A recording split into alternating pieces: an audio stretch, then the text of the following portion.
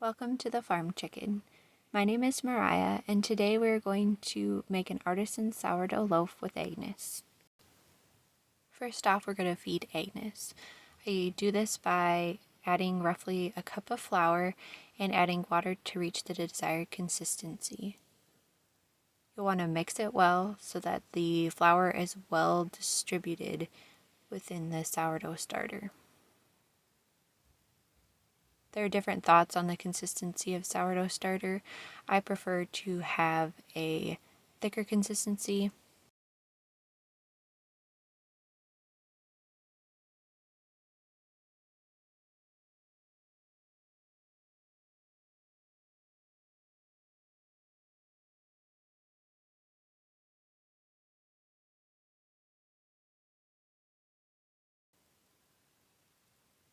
Okay, so we have that all mixed up.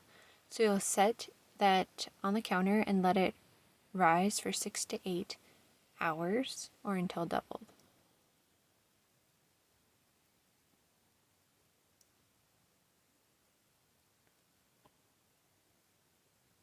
Okay, so the sourdough starter has more than doubled. So we're going to measure out how much sourdough starter we need. If you're a little less or a little bit more, that's okay. And once you're done using the sourdough starter you need, you'll want to put your starter into the fridge. Next, we'll add water and stir. You could use a spoon or your hand.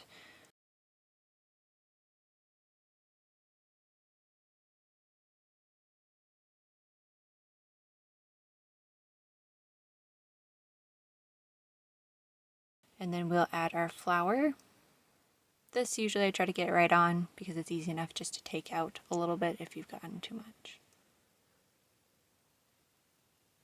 Okay, our flour is measured. Now our first step of mixing is to mix for 1 to 2 minutes until we've reached a shaggy dough.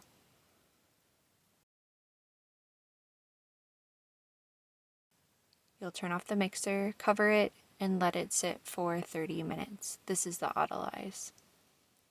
While it's autolyzing, you can measure your salt.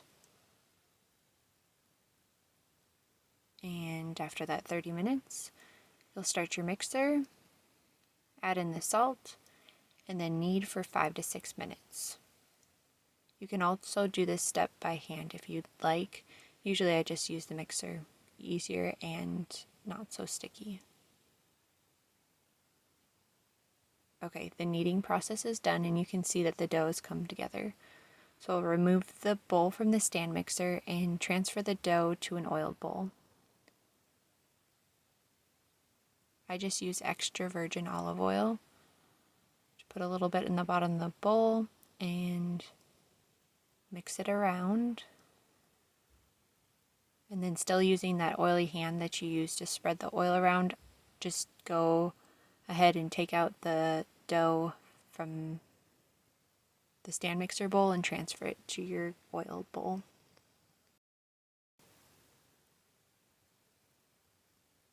It can be kind of sticky at this point. Okay, so we're going to cover that and let it rest for 45 minutes. Then after that 45 minutes, we'll come back and take a little dish with water just to wet your hands. Helps with the stickiness of the dough. We're going to perform our first coil fold. You'll reach underneath the dough, pull it up, rotate your bowl a quarter turn, and then continue until you've gone all the way around the bowl.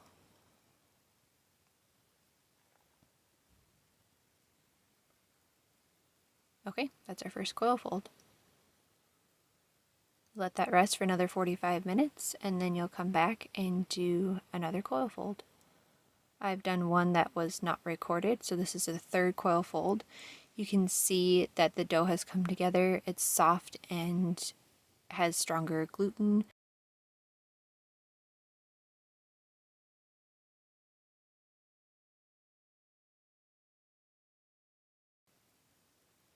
You can do a coil fold 3 or 4 times depending on how much time you have.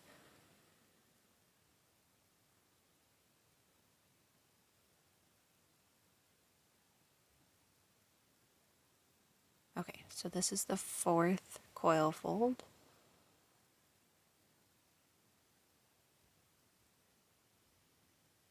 You can see that the dough holds its shape a lot easier than the first coil fold that we did. We're going to cover that and let it rest for, see, after the final fold, then we'll let it rest for 30 minutes and then do the dough shape. Okay, so you can separate your dough by either using a bench scraper or you can use a knife. Be careful if you use a knife. I have cut myself before doing that. So we are laminating the dough now. So you just basically means pulling it out and stretching it out. And you'll fold it in thirds and then roll it up into a ball. And after you've rolled it into a ball, you take and cup your hands and pull the dough towards you. This creates tension in the loaf. Continuing with the second loaf.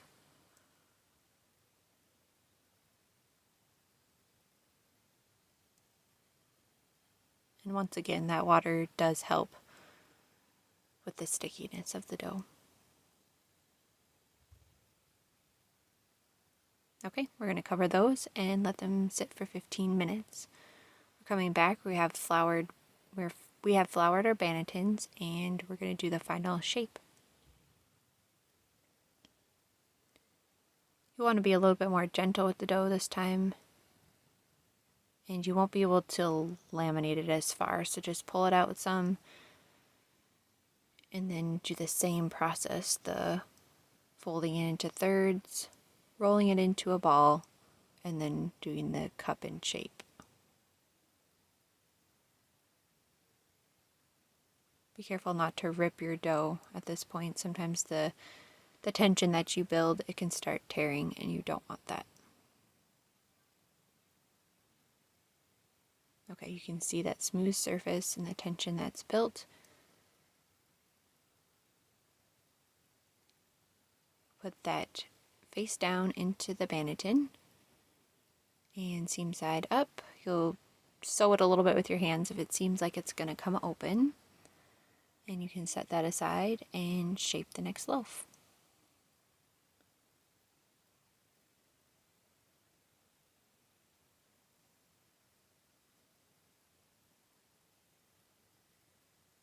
The second time you shape, the dough is a fair amount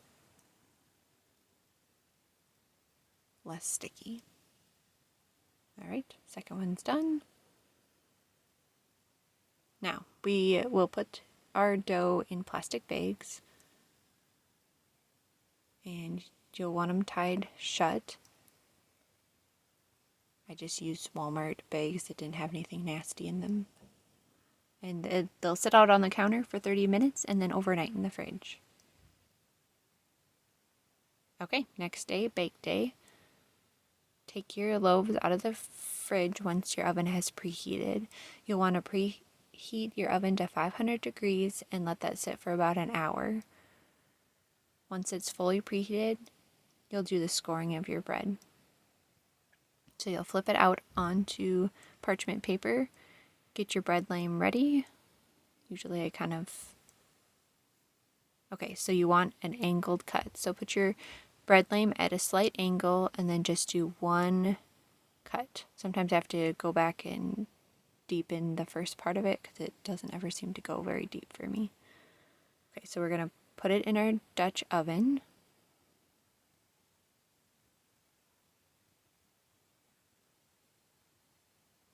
And bake it off. Once you return it to the oven, you will turn your oven down to 450 for 25 minutes. And after 25 minutes, you remove the cover and bake for another 15. It's always fun to get the first look of the sourdough loaf. Okay, so that extra 15 minutes helps it brown up and just finish the baking process. We're going to repeat that with the second loaf. This time I added flour. It's known to help your design if you get all fancy. it's known to help you see the design better. So I tested it out on this loaf.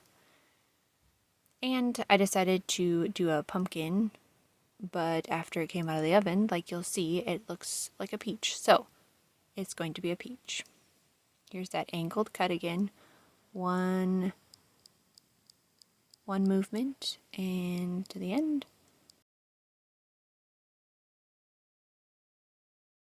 Okay, now go ahead and lift that into your Dutch oven.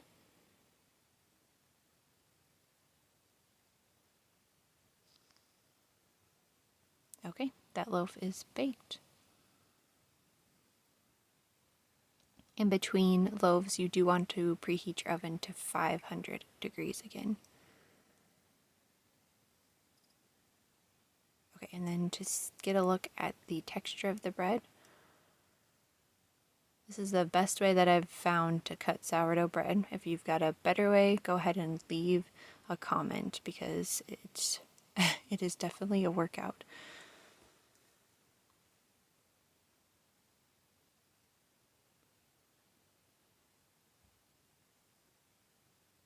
Okay, so you can see the texture here.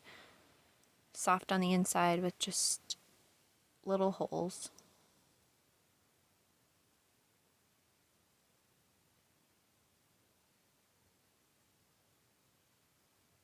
And then to see the gluten structure, squish the bread for fun. And it just pops up.